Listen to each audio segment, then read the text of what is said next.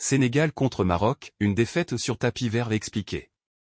Une défaite sur tapis vert signifie qu'un match est perdu administrativement, sans que le résultat sur le terrain ne soit pris en compte.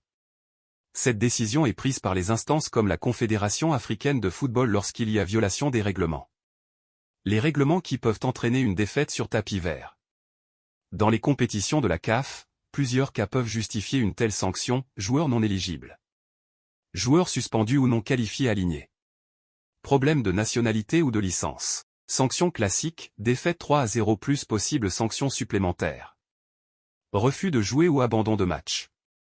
Équipe qui refuse de reprendre le jeu, retrait volontaire. Considéré comme forfait. Problème de sécurité ou envahissement du terrain. Match interrompu à cause des supporters.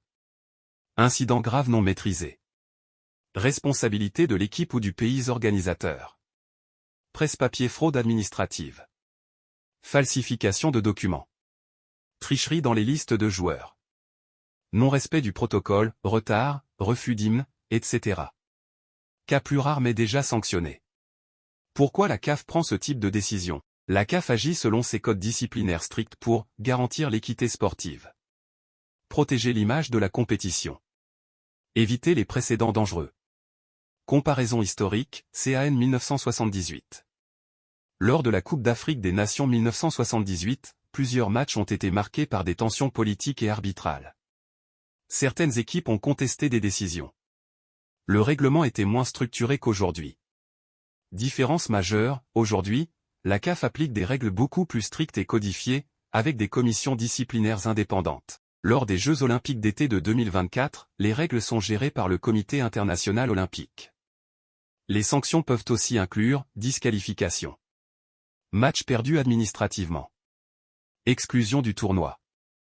Exemple type, utilisation d'un joueur non autorisé. Violation des règles d'éligibilité. Différence clé avec la CAF, le CIO applique des règles encore plus globales et juridiques, souvent liées à des normes internationales. Cas de l'Argentine, comparaison. L'équipe d'Argentine de football a déjà été impliquée dans des controverses réglementaires dans des compétitions internationales, accusation d'avantages réglementaires. Pression ou contexte politique. Mais, les décisions sur tapis vert restent rares au très haut niveau. Elles interviennent seulement en cas de violation claire du règlement. Si le Sénégal perd réellement sur tapis vert contre le Maroc, cela signifie qu'il y a eu une faute réglementaire grave. La CAF dispose de preuves solides. Le Maroc n'est pas responsable directement, la décision est administrative.